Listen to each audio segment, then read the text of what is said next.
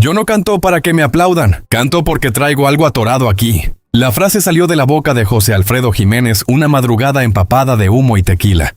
Con esa voz rota que parecía venir del fondo de una herida vieja más que de una garganta humana. Nadie en aquella cantina se atrevió a interrumpirlo. Afuera, la ciudad seguía viva entre motores lejanos y faroles amarillos. Pero dentro del lugar el tiempo parecía suspendido alrededor de aquel hombre que escribía canciones como quien se desangra lentamente sobre una servilleta. Porque detrás del mito, detrás del charro inmortal que convirtió el dolor en himnos populares, existía otro José Alfredo, uno más silencioso, más vulnerable, un hombre que sonreía mientras acumulaba decepciones que jamás terminaban de cicatrizar. Había nombres que nunca pronunciaba demasiado alto, rostros que seguían apareciendo en su memoria incluso cuando los aplausos llenaban los teatros. Y cada uno de esos nombres dejó una marca profunda en su historia. No eran enemigos comunes, eran espejos incómodos, símbolos de un México artístico dividido entre la técnica y la verdad, entre la elegancia aprendida y la emoción nacida del sufrimiento. El primero de esos fantasmas tenía porte de estatua y voz de trueno. Jorge Negrete representaba todo lo que la industria consideraba perfecto. El traje impecable, la disciplina, la presencia de un ídolo construido para la pantalla grande. Frente a él, José Alfredo parecía un accidente glorioso. Un compositor sin escuela, un hombre que ni siquiera sabía leer partituras y que, aún así, escribía canciones capaces de atravesar generaciones enteras. Los cronistas de aquella época recuerdan un momento que quedó flotando como pólvora en el ambiente. Una tarde, Negrete escuchó Paloma Querida sonar en la radio. No preguntó quién la interpretaba, preguntó quién la había escrito. Cuando escuchó el nombre de José Alfredo Jiménez, apenas torció el gesto antes de soltar una frase que viajaría como cuchillo entre músicos y periodistas. Ese muchacho no canta, grita. Tal vez para otros habría sido un comentario menor. Para José Alfredo fue otra piedra acumulándose dentro del pecho, pero nunca respondió con escándalos, nunca levantó la voz. Él respondía escribiendo, y cada herida terminaba convertida en canción. Con el tiempo, la rivalidad entre ambos dejó de parecer una simple diferencia artística. Era un choque de mundos. Negrete representaba el México elegante de los grandes teatros y los aplausos refinados. José Alfredo, en cambio, pertenecía a las madrugadas húmedas de cantina, al obrero cansado que bebía para no romperse por dentro, al enamorado abandonado que encontraba consuelo en una ranchera desafinada pero honesta. Una noche coincidieron en Bellas Artes durante una velada repleta de figuras importantes. El aire olía a perfume caro y terciopelo antiguo. Cuando llegó el momento de presentarlo, Negrete sonrió con una cortesía afilada y dijo: «Con ustedes, el trovador de las cantinas». Algunos rieron por compromiso. Otros sintieron el golpe escondido detrás de aquellas palabras. José Alfredo levantó la mirada despacio, no se encogió, no intentó parecer elegante, solo respondió con una calma peligrosa: «¿Sí? Porque en las cantinas canta el pueblo, y ahí no existe la falsedad». El silencio que siguió fue más fuerte que cualquier aplauso. Desde ese instante quedó claro que ninguno de los dos podía ignorar al otro. Competían por algo más profundo que la fama. Competían por definir qué significaba realmente cantarle a México. Y sin embargo, debajo de la tensión existía una extraña admiración mutua. Cuando Jorge Negrete murió joven, el impacto recorrió todo el país como un disparo seco. Aquella mañana gris, entre coronas de flores y rostros solemnes, apareció José Alfredo caminando en silencio. No dio discursos, no buscó cámaras. Se quedó apenas unos minutos frente al ataúd y, según quienes estuvieron cerca, murmuró una frase que jamás olvidaron: «Nunca fuimos amigos, pero nos entendimos sin hablarnos». Tal vez ahí estaba resumida toda la tragedia de ambos. La competencia, el orgullo, la envidia, el respeto oculto. Porque en el fondo, aunque representaban extremos opuestos, estaban hechos del mismo material. Hombres condenados a vivir bajo el peso de una voz que el pueblo convirtió en eternidad. Y mientras uno había perfeccionado la forma, el otro terminó quedándose con algo mucho más difícil de explicar: la verdad. Parte 2. Después de Jorge Negrete, llegó otro hombre cuya presencia incomodaba de una manera distinta. No imponía por el porte ni por el carácter dominante. sino por algo todavía más peligroso dentro de la música mexicana de aquellos años: la perfección. Miguel Aceves Mejía parecía cantar sin esfuerzo. Su falsete limpio, elegante, preciso, tenía la capacidad de llenar teatros enteros con una sola nota sostenida. Era el intérprete ideal para una industria que comenzaba a obsesionarse con la técnica, con las voces pulidas, con los artistas capaces de sonar impecables incluso cuando hablaban. Frente a él, José Alfredo Jiménez seguía siendo el compositor áspero que escribía versos sobre servilletas manchadas de alcohol y desvelo. Y aunque durante mucho tiempo intentaron convivir desde el respeto mutuo, había algo entre ambos que nunca terminó de sanar del todo. Una grieta silenciosa que crecía cada vez que el público aplaudía más al intérprete que al hombre y hémero que había sangrado aquellas canciones. Porque al principio José Alfredo sintió gratitud. Fue Aceves Mejía uno de los primeros artistas importantes en grabar sus composiciones cuando todavía pocos apostaban realmente por él. Escuchar sus letras salir de una voz tan reconocida parecía un sueño imposible para aquel muchacho venido de Guanajuato, que alguna vez había trabajado sirviendo tragos y soñando canciones entre el ruido de las cantinas. Pero la ilusión comenzó a romperse lentamente. En cada presentación, el público se levantaba para aclamar al cantante impecable, al hombre del falsete perfecto, mientras el nombre del autor quedaba escondido detrás del escenario. Era una sensación amarga, como si sus propias emociones ya no le pertenecieran, como si alguien más estuviera viviendo el éxito que él había construido desde la soledad y la tristeza. Mientras Aceves llenaba salones elegantes y programas de radio importantes, José Alfredo seguía recorriendo bares oscuros, estudios modestos y noches interminables, donde el humo parecía pegarse a la ropa y al alma por igual. Quienes convivieron con ellos recuerdan una escena ocurrida en los pasillos de la XEW, cuando la radio todavía era el centro emocional de México. Los músicos entraban y salían cargando instrumentos, los técnicos corrían entre cables, y el aire olía a café recalentado y cigarro viejo. En medio de una conversación relajada, Aceves soltó una frase que algunos tomaron como simple humor, pero que terminó clavándose profundamente en José Alfredo. «Tiene corazón, pero no técnica», lo dijo sonriendo. Tal vez sin maldad, tal vez creyendo que era apenas una observación inocente. Pero para un hombre que ya cargaba encima el desprecio elegante de la academia, aquello cayó como un golpe seco. Esa noche, cuentan, José Alfredo se encerró durante horas en una pequeña habitación de hotel. Nadie escuchó música, nadie escuchó conversación, solo el rasgueo constante de una guitarra y el sonido áspero de alguien fumando sin descanso, mientras intentaba convertir la humillación en versos. A partir de entonces, algo cambió entre ellos. Los saludos siguieron existiendo, pero se volvieron mecánicos, cuidadosos, casi teatrales. En los camerinos se trataban con cortesía, aunque ambos sabían que debajo de aquellas sonrisas había orgullo herido. Lo más triste era que José Alfredo jamás odió realmente a Aceves Mejía. Lo admiraba. Admiraba su capacidad vocal, su disciplina, la forma impecable en que dominaba el escenario. Lo que le dolía era otra cosa. Le dolía comprender que el sistema parecía premiar siempre la perfección antes que la verdad. Mientras uno era celebrado por la limpieza de su voz, el otro seguía siendo visto como un compositor instintivo, casi salvaje, como si el dolor humano necesitara validación académica para convertirse en arte legítimo. Con el tiempo, la distancia se volvió irreversible. Hubo canciones que José Alfredo dejó de interpretar públicamente simplemente porque Aceves las había grabado antes y el público ya las asociaba con aquella voz refinada. «Prefiero escribir otra», decía algunas noches entre amigos, intentando disfrazar la herida con ironía. Pero la herida seguía ahí, invisible, persistente, como una sombra que aparecía cada vez que escuchaba sus propios versos convertidos en éxitos ajenos. Y aún así, nunca habló mal de él frente a las cámaras, nunca buscó escándalos, nunca necesitó destruir a nadie para sostenerse. Su manera de resistir era distinta, respondía escribiendo más profundo, más crudo, más verdadero. Años después, cuando ambos ya se habían convertido en figuras inmensas de la música mexicana, alguien le preguntó a un viejo mariachi si realmente existió rivalidad entre ellos. El hombre permaneció callado unos segundos antes de responder algo que resumía perfectamente aquella historia. No competían por cantar mejor, competían por quedarse en el alma de la gente. Y quizás ahí estaba la diferencia definitiva. Porque mientras muchas voces impresionaban, las canciones de José Alfredo Jiménez terminaban acompañando la vida real de las personas. Sonaban en funerales, en bodas, en cantinas vacías a las 3 de la mañana, en abrazos rotos y despedidas imposibles. No pertenecían a los escenarios, pertenecían al corazón cansado de un país entero. Parte 3, con Miguel Aceves Mejía. La herida había sido silenciosa, íntima, casi invisible para el público.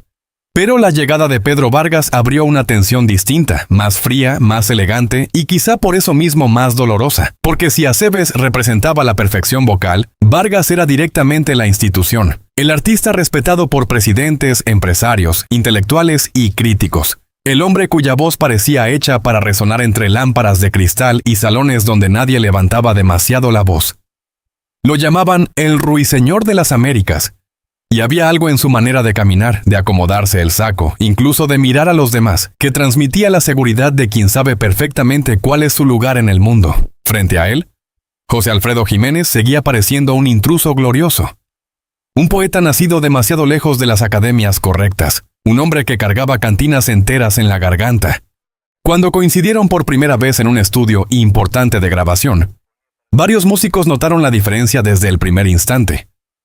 Vargas llegaba acompañado impecable, rodeado de asistentes y arreglistas. José Alfredo, en cambio, aparecía solo la mayoría de las veces, con el saco ligeramente arrugado, olor a cigarro y una libreta doblada en el bolsillo. A simple vista parecían pertenecer a países distintos, aunque ambos cantaran el mismo México. La tensión nunca explotó de manera abierta. No hubo insultos ni escándalos públicos. Lo suyo era más peligroso. Cortesías afiladas, silencios largos, comentarios disfrazados de elegancia. Una noche, durante una sesión privada, Vargas grabó Un Mundo Raro. La interpretación fue impecable, medida al detalle. Cuando terminó, alguien le preguntó qué opinaba de la canción. Él sonrió apenas antes de responder. «Bonita letra, aunque le falta poesía verdadera». Lo que no sabía era que detrás del cristal del estudio, escuchándolo en silencio, estaba José Alfredo.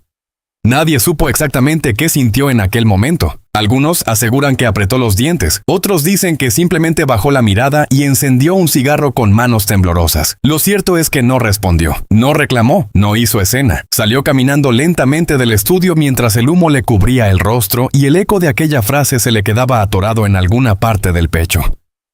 Esa misma madrugada escribió hasta quedarse dormido sobre la mesa, porque así funcionaba él. Transformaba la humillación en canciones. Convertía el desprecio en versos que luego terminaban cantando las mismas personas que alguna vez dudaron de su talento.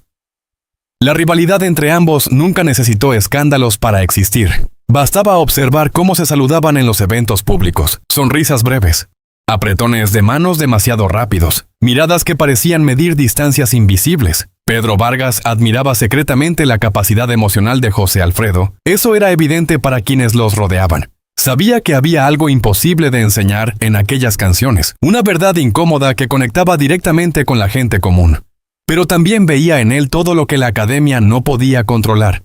El instinto, la imperfección, la emoción sin filtros, y eso lo desconcertaba profundamente. Por su parte, José Alfredo no soportaba cierto aire de superioridad elegante que rodeaba siempre a Vargas, esa sensación de estar siendo tolerado más que aceptado, como si cada vez que compartían escenario le recordaran discretamente que él no pertenecía del todo a ese mundo. En una entrevista de radio, años después, un periodista le preguntó a Vargas qué opinaba de las composiciones de José Alfredo Jiménez. La respuesta recorrió México entero en cuestión de días. Son sinceras, aunque les falta escuela. La frase no parecía particularmente cruel. De hecho, muchos la consideraron amable. Pero debajo de esas palabras vivía la vieja batalla de siempre. La técnica contra la intuición, la academia contra la herida. Cuando alguien le contó a José Alfredo lo ocurrido, él permaneció callado unos segundos. Luego sonrió apenas y pidió otra copa. Esa semana escribió 3 canciones nuevas. Ninguna mencionaba nombres, ninguna hablaba directamente de Vargas, pero todas estaban llenas de hombres que no lograban entender que algunas emociones no nacen en los conservatorios, sino en las derrotas. Y aún así, el tiempo terminó uniendo sus destinos de una forma extraña. Mientras Vargas llenaba palacios y ceremonias elegantes, las canciones de José Alfredo empezaban a viajar por las calles como si ya no pertenecieran a nadie. Las cantaban mariachis desconocidos en plazas pequeñas, obreros borrachos al final de una jornada interminable, mujeres abandonadas que encontraban en aquellas letras una forma de seguir respirando. Una música se escuchaba en los grandes escenarios, la otra sobrevivía en la vida real. Y poco a poco, incluso quienes antes lo miraban con condescendencia comenzaron a comprender algo inevitable. Había sentimientos que solo podían expresarse con esa voz imperfecta, cansada y brutalmente honesta que parecía quebrarse justo antes de decir la verdad. Par de 4. Pero si con Pedro Vargas la tensión se había construido desde la distancia elegante de dos mundos opuestos, La historia con Flor Silvestre fue mucho más peligrosa, porque ahí ya no existía únicamente orgullo artístico. Había admiración profunda, cercanía emocional y una clase de complicidad que rara vez nace entre dos personas condenadas a vivir rodeadas de escenarios, aplausos y soledad. La primera vez que José Alfredo Jiménez la vio ensayar, quedó completamente inmóvil. Algunos músicos recordarían después aquella escena con precisión extraña.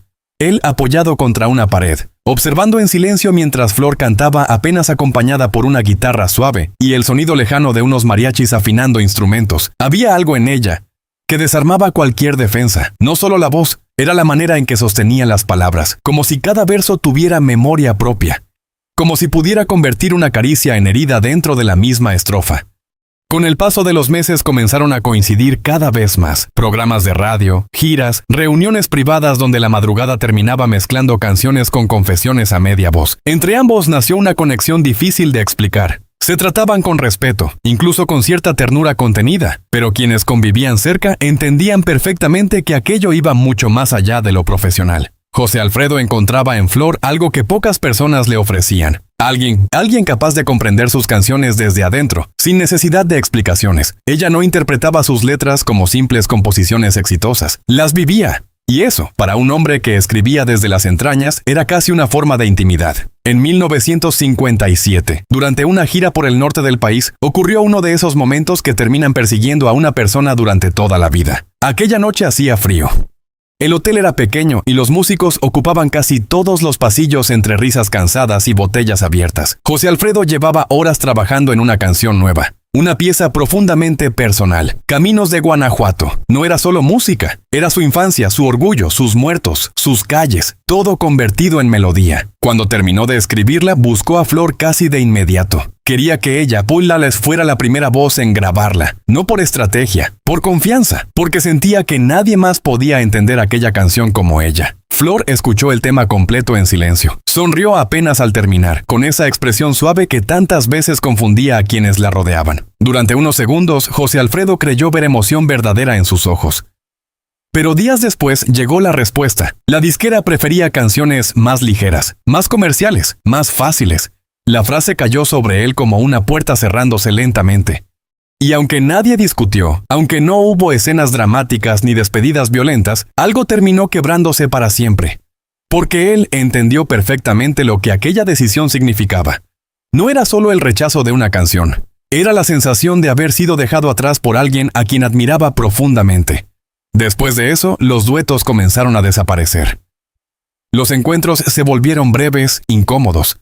A veces coincidían en eventos importantes y apenas intercambiaban unas palabras rápidas antes de alejarse en direcciones distintas. Las miradas que antes parecían cómplices ahora evitaban sostenerse demasiado tiempo, y sin embargo la herida nunca terminó de irse. En algunas libretas personales de José Alfredo, años más tarde, aparecieron frases sueltas escritas con tinta corrida, como pensamientos atrapados entre canciones inconclusas. Una de ellas decía: hay traiciones que huelen a perfume. Nunca aclaró a quién pertenecía aquella línea. Nunca hizo falta. Dentro del medio artístico, todos entendieron el mensaje. Lo más doloroso fue que ninguno de los dos parecía capaz de odiar realmente al otro. Flor seguía admirando la profundidad de sus composiciones. José Alfredo seguía escuchando su voz con una mezcla extraña de nostalgia y rabia silenciosa. Eran dos personas unidas por algo demasiado fuerte para romperse por completo y demasiado herido para sobrevivir igual. Cuando él murió, años después, Flor no asistió al funeral. Mandó flores, nada más, ningún discurso, ninguna entrevista emotiva, ninguna declaración pública, solo flores y silencio. Y para quienes conocían la historia, aquel silencio dijo mucho más que cualquier homenaje imaginable. Porque, en el fondo, la relación entre ellos nunca encontró un cierre verdadero. Quedó suspendida en algún lugar entre el cariño, la decepción y las canciones que jamás volvieron a compartir. Como esas melodías antiguas que se interrumpen justo antes del estribillo y dejan una sensación incómoda en el pecho. Y quizás por eso mismo terminó convirtiéndose en una de las heridas más profundas de José Alfredo Jiménez. No por el escándalo, no por la traición abierta, sino porque algunas pérdidas son más crueles precisamente cuando ocurren en silencio. Parte 5. La Vogue. La llegada de Javier Solís cambió el equilibrio de la música ranchera de una manera que pocos supieron entender en ese momento. Para entonces, José Alfredo Jiménez ya era una figura inmensa. Sus canciones habían dejado de pertenecerle únicamente a él y comenzaban a mezclarse con la memoria sentimental de todo un país. Pero la industria siempre necesita un rostro nuevo, una voz distinta que haga creer al público que el tiempo avanza. Y entonces apareció Javier, joven, elegante, dueño de una voz aterciopelada que parecía hecha para enamorar incluso antes de cantar la primera palabra. Tenía presencia de galán de cine, disciplina profesional y ese brillo peligroso que acompaña a quienes llegan justo cuando los reflectores buscan otro ídolo. Desde afuera parecía inevitable que ambos terminaran enfrentados. Lo curioso es que, al principio, ocurrió exactamente lo contrario. José Alfredo veía en Solís algo familiar: hambre, ambición. El deseo desesperado de abrirse camino en un ambiente donde nadie regalaba nada. Javier, por su parte, admiraba profundamente las canciones del compositor guanajuatense. Las interpretaba con una intensidad distinta a la de otros cantantes de su generación, como si entendiera que aquellas letras no debían cantarse bonito, sino honestamente. Durante un tiempo la relación entre ambos estuvo marcada por el respeto mutuo. Compartían escenarios, conversaciones largas después de los conciertos y noches donde la música parecía borrar cualquier diferencia de edad o fama. Pero alrededor de ellos, la industria comenzaba a construir otra narrativa. Los productores, periodistas y empresarios empezaron a compararlos constantemente. Uno era el ídolo consolidado, el otro el futuro. Y pocas cosas destruyen más rápido una relación artística que convertirla en competencia pública. Las comparaciones se volvieron inevitables. Decían que Javier Solís tenía todo lo que a José Alfredo le faltaba: voz educada, presencia juvenil, imagen elegante, control técnico. Lo describían como una evolución natural de la música mexicana, más refinado, más moderno, más vendible. Y aunque José Alfredo jamás respondió directamente a esas críticas, quienes lo conocían notaban ciertos silencios nuevos cada vez que escuchaba el nombre de Solís en entrevistas o programas de radio. No era odio, era otra cosa, una tristeza cansada, la sensación de estar viendo cómo el mundo premiaba aquello que él nunca quiso fingir. La fractura definitiva ocurrió en Monterrey durante una presentación que debía reunirlos a ambos en el escenario para interpretar un popurrí ranchero junto al mariachi. El ambiente aquella noche estaba cargado de expectativa. El teatro lleno, las luces intensas, los camarines convertidos en un caos de maquillistas, músicos y periodistas corriendo de un lado a otro. Todo estaba listo para el número conjunto cuando, apenas minutos antes de salir, Javier anunció que prefería hacer la presentación solo. Alegó problemas técnicos, cuestiones de producción. Nadie discutió demasiado. Nadie quería escándalos, pero José Alfredo entendió inmediatamente que aquello significaba algo más profundo. No protestó, no levantó la voz. Se apartó lentamente hacia uno de los costados del escenario y observó desde la penumbra cómo Javier salía a cantar bajo una lluvia de aplausos. Algunos testigos recordarían años después la expresión de José Alfredo durante aquellos minutos. No parecía furioso, parecía decepcionado, como si no hubiera comprendido algo inevitable sobre la fama y la soledad al mismo tiempo. Desde aquella noche comenzó a repetir una frase extraña cuando alguien mencionaba a Solís: canta con espejo, no con cicatriz. Muchos no entendieron lo que quería decir hasta mucho tiempo después, porque para José Alfredo, cantar no era demostrar talento. Era sobrevivir emocionalmente frente a los demás, y él sospechaba que Javier todavía cantaba desde la imagen, no desde la herida. Lo más triste era que seguía viéndose reflejado en él. A veces hablaba de Solís con una mezcla de orgullo y melancolía, como quien observa una versión más joven de sí mismo antes de que la fama comenzara a cobrar facturas invisibles. Sabía que Javier tenía talento real. Sabía también que la industria terminaría devorándolo igual que hacía con todos, y quizá por eso la noticia de su muerte temprana golpeó a José Alfredo de una forma tan brutal. Aquella noche permaneció callado durante horas enteras en una cantina de la Ciudad de México. Nadie se atrevía a interrumpirlo. Apenas bebía lentamente mientras miraba el fondo del vaso como si buscara ahí alguna explicación. En algún momento pidió una servilleta y escribió una sola línea. Se fue sin tiempo. Y con todo por decir. Nunca aclaró si aquellas palabras estaban destinadas a Javier o a sí mismo. Tal vez a ambos, porque, en el fondo, los dos compartían la misma condena silenciosa, la del artista que entrega demasiado de sí mismo para sostener una voz que el público cree inmortal. Y José Alfredo, más que nadie, entendía el precio terrible de vivir convertido en canción. Parte 6. Si Javier Solís representó el reflejo incómodo del paso del tiempo, entonces Amalia Mendoza, la Tariacuri, fue algo todavía más complejo para José Alfredo Jiménez. Ella no era competencia en el sentido tradicional, no buscaba desplazarlo ni ocupar su lugar. Lo que existía entre ambos era una conexión artística tan intensa que por momentos parecía imposible distinguir dónde terminaban las emociones de uno y comenzaban las del otro. Cuando cantaban juntos ocurría algo extraño en el ambiente. Los músicos lo sentían, el público también. Había una electricidad emocional difícil de explicar, como si cada canción estuviera siendo vivida en tiempo real frente a todos. Amalia tenía una personalidad poderosa, impredecible. Era una mujer capaz de pasar de la ternura absoluta a una frialdad cortante en cuestión de minutos. Su voz arrastraba una melancolía antigua, una tristeza orgullosa que parecía venir de muy lejos. José Alfredo quedó fascinado por esa intensidad desde el principio. Decía que pocas intérpretes entendían realmente sus canciones y que Amalia era una de las únicas capaces de habitar un verso antes de cantarlo. Y ella, a su manera, también necesitaba de él. Las composiciones de José Alfredo parecían escritas específicamente para esa mezcla de fuerza y vulnerabilidad que definía su carácter. Juntos construyeron una dupla artística que el público convirtió rápidamente en leyenda. Pero detrás del éxito había una relación marcada por tensiones constantes. Ambos tenían temperamentos demasiado intensos para convivir sin chocar. En el estudio podían pasar horas enteras riendo, improvisando letras, compartiendo recuerdos o cantando hasta el amanecer. Y de pronto, sin aviso, una diferencia mínima bastaba para transformar el ambiente. Nadie cedía fácilmente. Nadie quería sentirse menos importante frente al otro. Durante una gira por Estados Unidos ocurrió uno de los enfrentamientos que más marcarían su relación. El problema parecía insignificante desde afuera, el orden del repertorio. Amalia insistía en cerrar el espectáculo.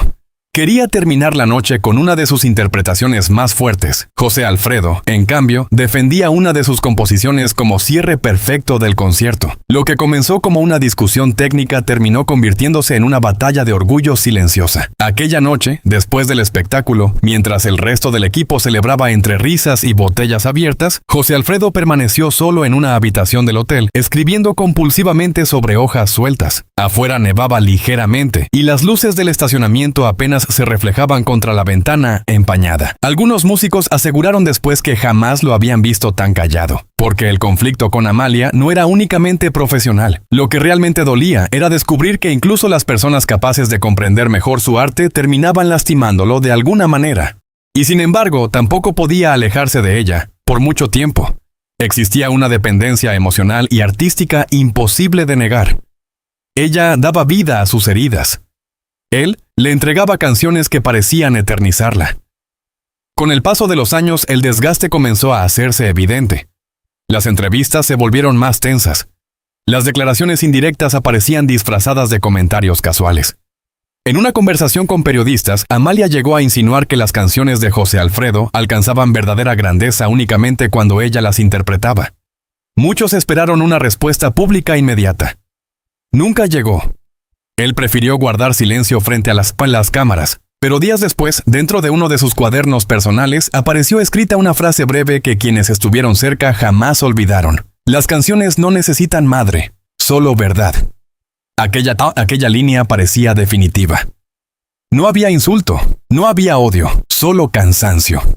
La aceptación amarga de que incluso las relaciones más profundas terminan desgastándose bajo el peso del ego, la fama y las heridas acumuladas. Después de eso, dejaron de trabajar juntos con la misma frecuencia. Las reuniones se hicieron escasas, los escenarios compartidos casi desaparecieron, pero lo curioso es que jamás pudieron desprenderse realmente uno del otro. Cada vez que Amalia interpretaba una canción suya, la presencia de José Alfredo volvía a sentirse inevitable. Y cada vez que él escuchaba su voz en la radio, algo dentro de él parecía quedarse inmóvil durante unos segundos, porque algunas personas no desaparecen aunque se alejen, permanecen viviendo dentro de ciertas canciones, de ciertos recuerdos, de ciertos silencios. Y quizá eso era exactamente lo que ocurría entre ellos. No se habían separado por completo, simplemente habían dejado de decirse aquello que antes solo necesitaban cantar.